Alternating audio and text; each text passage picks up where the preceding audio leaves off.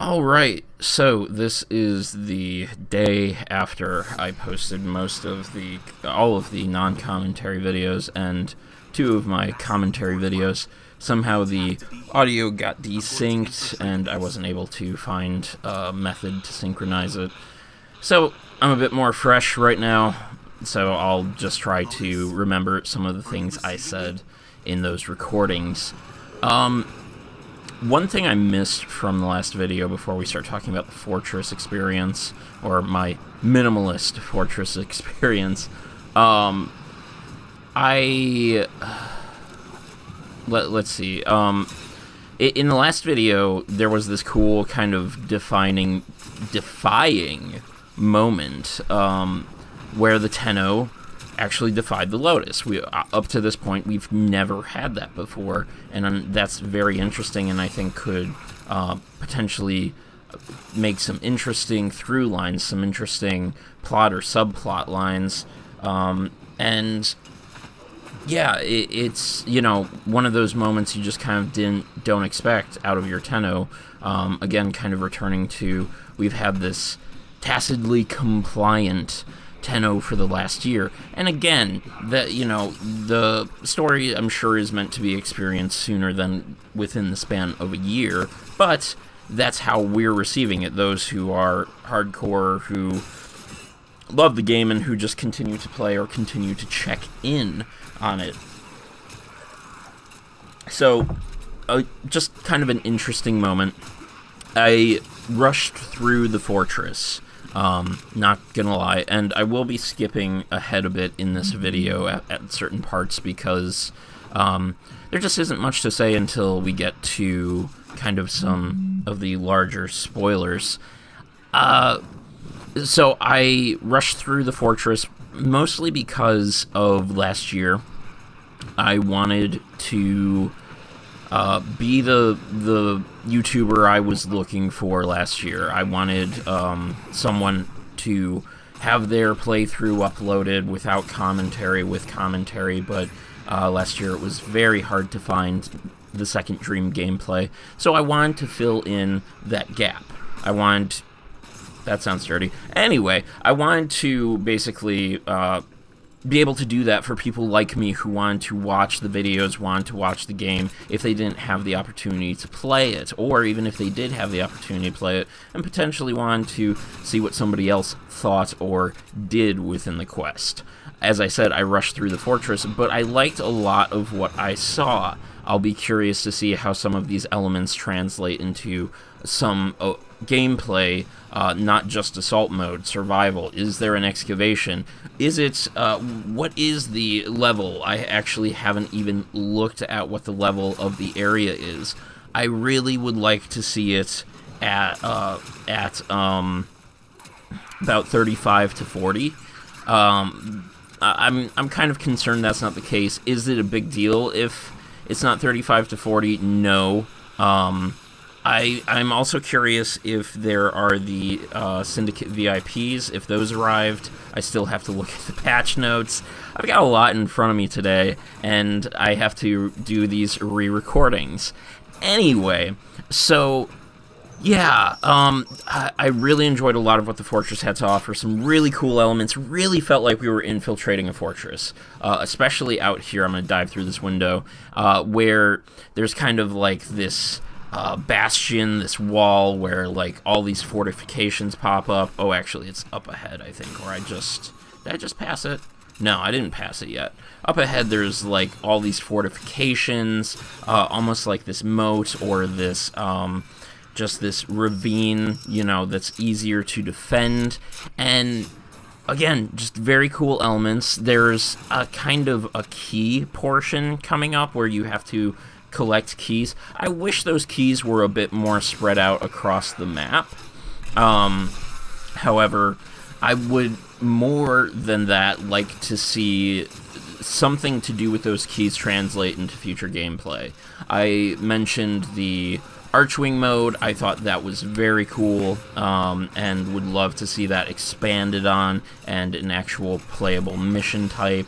I like this kind of infiltration of this fortress and, you know, collecting these keys. Possibly, maybe they could be secured in spy vaults, and then we collect them and infiltrate and have to do an assassination. Who knows? We shall see. But very cool elements nonetheless, even if not distributed enough, is basically my only real criticism there. So, do I want to move forward? I'm so out of it. I was up for over 24 hours getting the no commentary play up, and then I started working on the commentary play, and as I said, my stuff was actually more out of sync than I even realized last night. So I'm glad I went and caught some Z's, but damn, that does suck.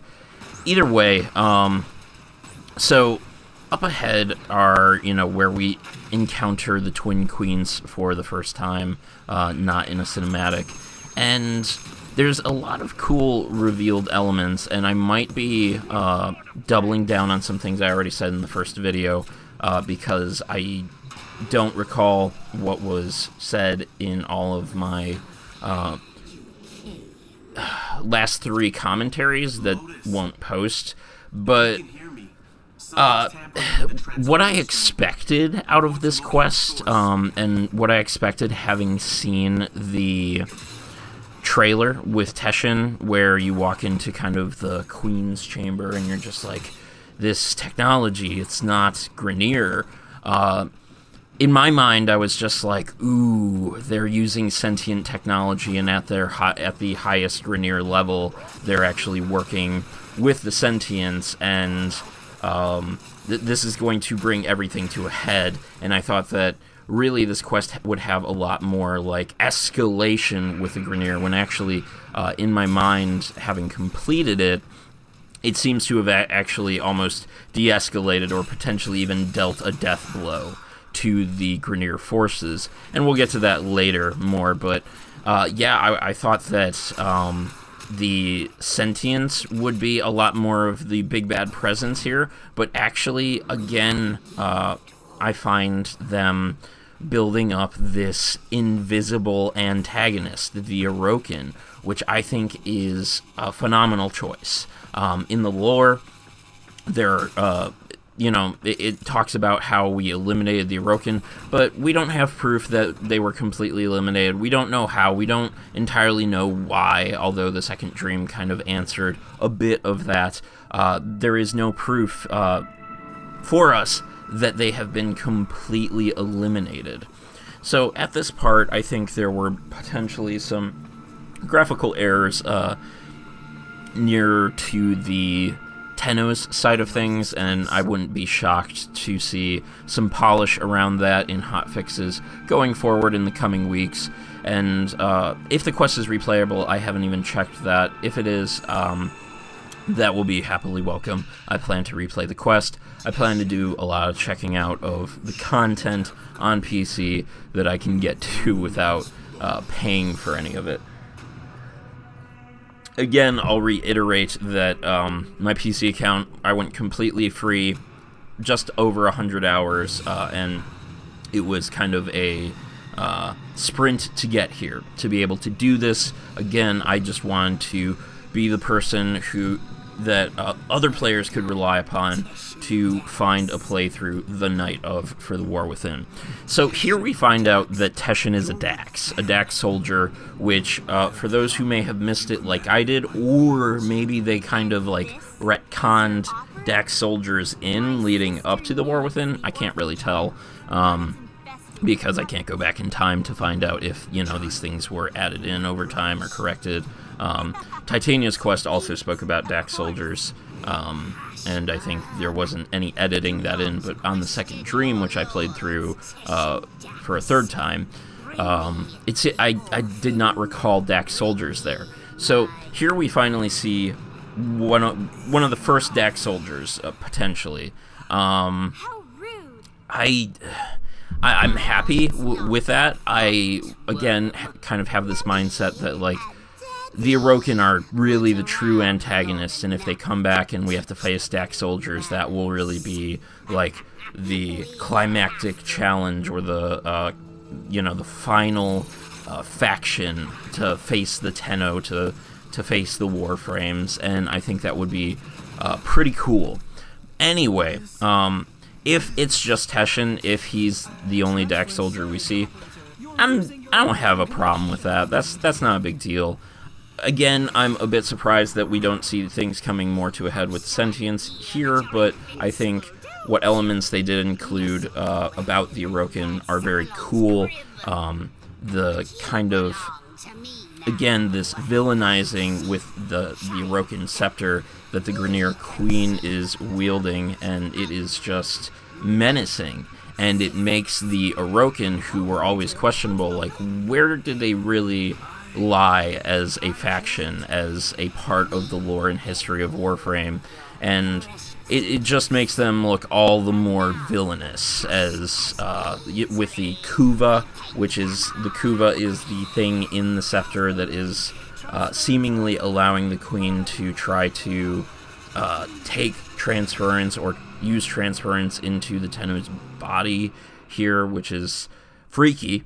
Yeah, it all kind of is some pretty cool revealing details between Grineer elements, Orokin elements, mostly Grineer and Orokin elements, although there's obviously Tenno elements here.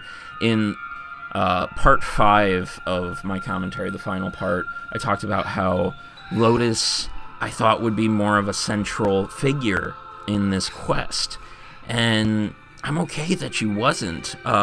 Again, this is really kind of the Tenno stepping out on their own, took that defiant moment with Space Mom, and found what eventually is an unlikely ally in Teshin. It's not that Teshin has never really been an ally, although he has seemed to be at odds with the Lotus at times, and then we kind of had this question of, is Teshin bad in this teaser? Are we going to kill Teshin? That was a real thought in my head, and I think that could have been a cool outcome, but I don't think it would have been the best outcome, because the development around the character was actually pretty phenomenal. So there's a couple of things here that I want to touch on before the video closes, or comes to an end, and we move on to the next part. Home crashed, destroyed, or at least that's the way it appears. It's not actually the case, but I would have approved of it if we had the option to get a new orbiter, potentially different orbiters. We already customize a lot in Warframe. What if we could have custom homes? That would be very cool in my mind. I don't think that's something we're going to see. Either way, some cool things going on here, especially Ordis possessing a Sentinel. And my thought is, in particular, probably your most used Sentinel. So, like, especially for carrier players, or even me, who mostly used Worm throughout a lot of my play on PS4, nearly 2,000 hours. I'm using an Adarza Kavat a lot now, but Worm's still my boy. And yeah, like, to have this buddy who's been there with you, over your shoulder, helping to keep you alive, collecting things for you, just making the experience, helping you with your experience in Warframe, to have it kind of defy you and hurt you is this very cool storytelling element that connects you more through the actual story in the gameplay. And it's that was one of those kind of feel moments, and I can't wait to see that on the console side, where I have a lot more time invested on my character and on my stuff, and to just kind of have that feeling of like, oh man, Worm is betraying me. Well, technically Ordis is, and even Ordis, I think, has had some great character building, especially with the Cephalon fragments. I'm not going to spoil too much of that. In fact, that's all I'm really going to spoil. So, yeah, some very, very cool storytelling elements. I think they were well executed. Golf clap for DE. Golf clap for DE. Guys, if you liked what I had to say here, go ahead and do the thing, and I will see you in the next segment.